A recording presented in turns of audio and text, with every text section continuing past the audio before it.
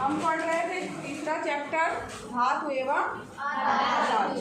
ठीक है, इसमें हम लोगों ने धातुओं के भौतिक गुण, धातुओं के भौतिक गुण, धातु किस प्रकार से रासायनिक अभिक्रिया करती है, यानी कि उनके रासायनिक गुणों के बारे में जाना, धातुएं भी और अधातुएं भी। ठीक है, सक्रियता श्रेणी कल हमने पढ़ी थी आज, और उसमें सक्रियता श्रेणी के आधार पर जो है तो हमने ये देखा था कि किस प्रकार से आयनिक यौगिक जो है वो बनते हैं, और आज हम इनके गुणधर्मों के बारे में जानेंगे कि आयनिक यौगिकों के क्या गुणधर्म होते हैं। तो यहाँ पर देखो, इसमें अगर इनके सामान्य गुणधर्म देखे जाए, हम देखें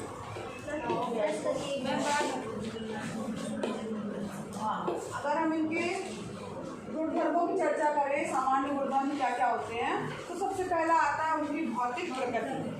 भौतिक प्रकृति का क्या तात्पर्य हुआ कि वो कैसे हमें दिखाई देते हैं, तो उनकी भौतिक प्रकृति क्या है। तो ये चूँकि आयन जो होते हैं वो आपस में बंध बना लेते हैं।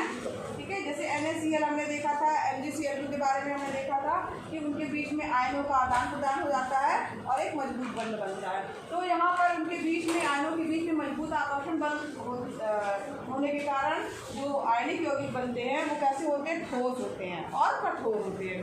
कैसे होते हैं, ठोस और कठोर है। अब चूंकि ये ठोस और कठोर है, लेकिन इसमें एक चीज़ प्रॉब्लम ये है कि इसमें तो अगर हम किसी भी चीज़ से कूटेंगे या तोड़ेंगे तो ये टुकड़ों में टूट जाएंगे। ठीक है, जैसे धातुएं क्या होती हैं, उनको कूटते पीटते हैं तो चद्दर के रूप में बनती हैं, लेकिन इसमें ऐसा नहीं होता है कि इनको अगर हम दाब डालेंगे या उनको थोड़ा सा भी क्या कहते हैं प्रेशर देंगे या हथौड़े से पीटेंगे तो क्या होगा कि ये टुकड़ों में टूट जाएंगे। इनकी भौतिक प्रकृति यानी कैसी हुई, ठोस होते हैं, कठोर होते हैं, लेकिन दाब डालने पर ये क्या होते हैं, टूट जाते हैं। दूसरा पॉइंट क्या आया, इनका गलनांक एवं क्वथनांक, कि जो ये आयनिक यौगिक हमें मिले हैं आपस में आयनों का आदान प्रदान करने के बाद उनका गलनांक और क्वथनांक जो है वो क्या होगा, क्योंकि ये ठोस अवस्था में है। ठीक है, अब ठोस है और इनके बीच में जो बंध बना हुआ है वो आयनिक बंध बना हुआ है, और इनके जो बंध है,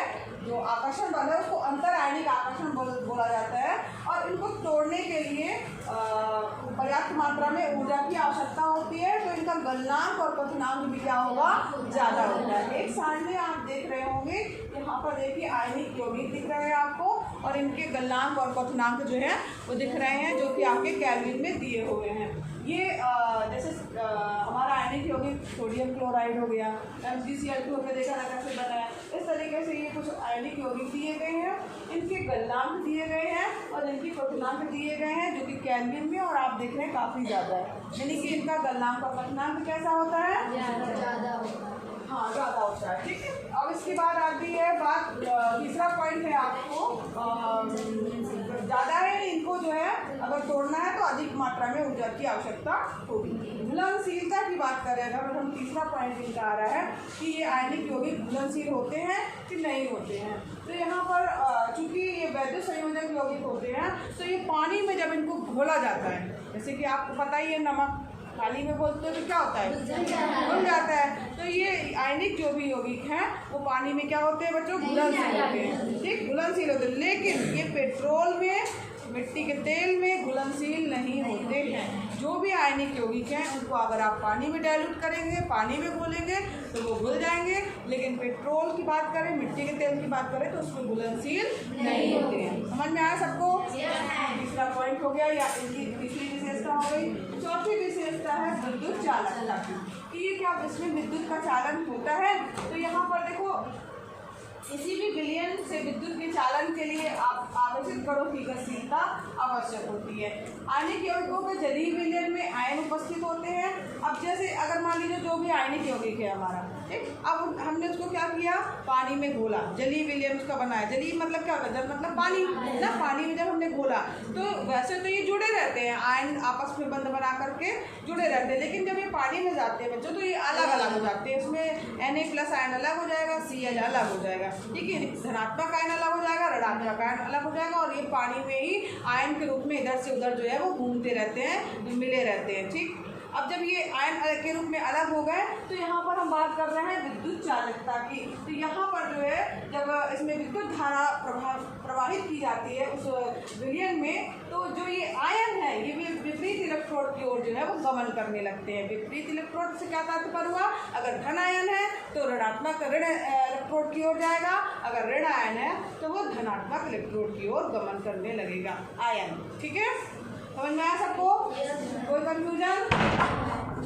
फिर यहाँ पर अगर एक चीज़ और है, लेकिन अगर ये ठोस अवस्था में है, क्योंकि बंद बना करके ठोस अवस्था में बनते हैं, अगर ये ठोस अवस्था में है तो इसमें विद्युत का चालन नहीं होता है। अगर ये ठोस रहेंगे तो विद्युत का चालन नहीं होगा, लेकिन जब इनको पानी में घोल दिया जाएगा तो ये आयन के रूप में टूट जाते हैं और इसमें विद्युत का चालन होने लगता है। ये आयन जो है धनात्मक से ऋणात्मक की ओर, ऋणात्मक मतलब अपोजिट जो है विपरीत इलेक्ट्रोड की ओर जो है वो गमन करने लगते हैं। ठीक है, कोई प्रॉब्लम?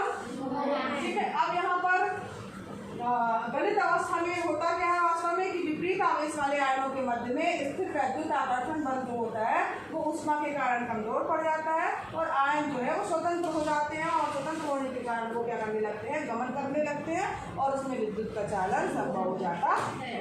ठीक है, इस प्रकार से जो है ये क्या हो गए, आपके आयनिक यौगिकों के गुणधर्म हो गए। आयनिक यौगिक कैसे बनते हैं उनके गुणधर्म क्वेश्चन जो है वो आ सकता है। अब यहाँ पर बात करते हैं कि जो हमारे पास में धातुएं हैं उनकी प्राप्ति जो है वो कहाँ होती है। तो जो पृथ्वी है, पृथ्वी की जो ऊपरी सतह है जिसको भूपर्पटी कहा जाता है, पृथ्वी की जो सतह है उसमें मेन ऊपर की सतह नहीं कहा जाएगा, नीचे की तरफ की सतह जो होती है वो धातुओं का मुख्य स्रोत होती है। और समुद्री जल में भी सोडियम क्लोराइड, मैग्नीशियम क्लोराइड जो है वो कुछ विलेय लवण जो है वो उपस्थित होते हैं। तो यहाँ पर पृथ्वी की भूपर्पटी में प्राकृतिक रूप से पाए जाने वाले तत्व या यौगिक जो होते हैं उनको क्या कहा जाता है, खनिज कहा जाता है। और जब जहाँ पर मान लीजिए कोई विशेष स्थान है जहाँ पर ज़्यादा मात्रा में वो खनिज हो रहा है, मिल रहा है, या कोई विशेष धातु जो है वो हम मिल रही है तो जो कि हमारे लिए लाभकारी होती है, और तो ऐसे खनिज को क्या कहा जाता है, अयस्क कहा जाता है। ठीक है, तो यहाँ पर ये हो गया कि ये कहाँ मिलता है, धातुओं की प्राप्ति कहाँ से होती है, धातुएं कहाँ से आती हैं। जो हम लोग देखते हैं ना जितनी धातुएं हैं तो ये पृथ्वी के अंदर से आती है। पृथ्वी कैसी होती है, गोल, ठीक, गोल के आकार की होती है, फुटबॉल के आकार की होती है। ठीक है, तो यहाँ पर जो वो गोल होती है तो उसका एक सेंटर होगा, सेंटर जो होता है पृथ्वी का केंद्र होगा, वो वहाँ पर देखो गैसों के कारण, दाब के कारण, ताप के कारण जो है वातावरण चेंज होता रहता है, तो उसमें जो है चेंजेस होते रहते हैं। पृथ्वी की जो सतह होती है वो चेंज हो जाती है, धीरे धीरे करके पत्थर बनेगी, फिर उसके बाद वो कोयला बनने लगती है, फिर उसमें और आगे हुआ धातुओं के रूप में कुछ जगह जैसा जहाँ टेम्परेचर रहा जो उसकी अनुकूल परिस्थिति हुई तो अलग अलग धातुएँ भी वो पृथ्वी के अंदर ही बनती हैं, और उसको खोद करके खनन करके जो है हम उसको बाहर लेकर के आते हैं, जिसको खनिज कहा जाता है। और ज़्यादा मात्रा में जब एक कोई धातु मिलती है तो उसको अयस्क वहाँ पे कहा जाएगा। समझ में आया सबको? तो ये हमें मिलती कहाँ से, कहीं ऐसे पेड़ पौधे या ऐसे कहीं और नहीं मिलती है, ना ही उनको हम बनाते हैं। कहाँ मिलती है, पृथ्वी के।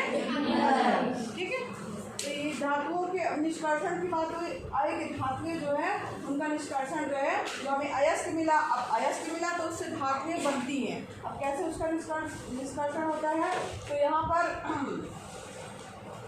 कुछ धातुएं जो होती हैं वो भूपर्पटी में स्वतंत्र अवस्था में पाई जाती हैं, और कुछ धातुएं जो होती हैं जो यौगिकों के रूप में मिलती हैं। जो सक्रियता श्रेणी है उसमें नीचे आने वाली धातुएं सबसे कम अभिक्रियाशील होती हैं। सक्रियता श्रेणी हमने पढ़ी ना, तो उसमें सबसे कैसे अवरोही क्रम में है, मतलब सबसे अधिक क्रियाशील, फिर उससे नीचे, फिर उससे नीचे, फिर उससे नीचे, फिर उससे नीचे। तो जब सक्रियता श्रेणी में हम नीचे आते हैं तो नीचे आने वाली धातु जो होती है सबसे कम क्रियाशील होती है, और जो सबसे कम क्रियाशील है तो उसका मतलब है कि वो स्वतंत्र अवस्था में पाई जाएगी, किसी के साथ अभिक्रिया नहीं करेगी। हमने सबसे कम अभिक्रियाशील धातु कौन सी पढ़ी थी?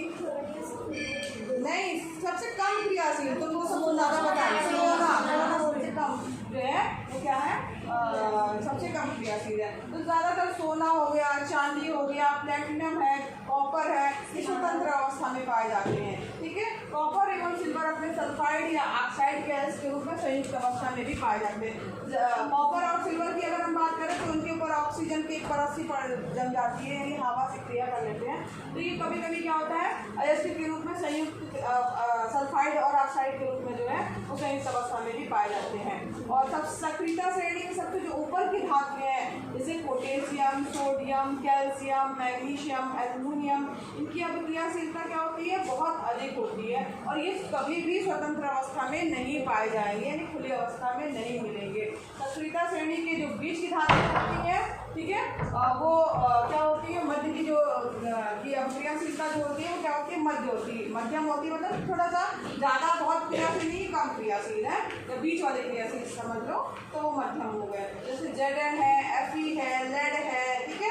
और ये क्या, ये जब कम क्रियाशील है तो इसका मतलब है कि वो कुछ न कुछ क्रिया करके जो है कुछ किसी चीज़ के रूप में पाए जाएंगे। तो ये पृथ्वी की भू प्रॉपर्टी में मुख्यतः ऑक्साइड, सल्फाइड या कार्बोनेट के रूप में जो है वो पाए जाते हैं, ठीक है। तो धातुओं के अयस्क जो होते हैं वो ऑक्साइड होते हैं और ऑक्सीजन की अत्यधिक अभिक्रियाशीलता एवं ज़्यादा मात्रा में ऑक्सीजन उपस्थित होने के कारण जो है वो उसमें किसमें ज़्यादातर उसमें चाहिए होते हैं, ऑक्साइड बना लेते हैं। तो यहाँ पर देखिए, अगर आपकी अभिक्रियाशीलता देखें हम तो इसको 3 भागों में धातुओं को विभाजित कर सकते हैं।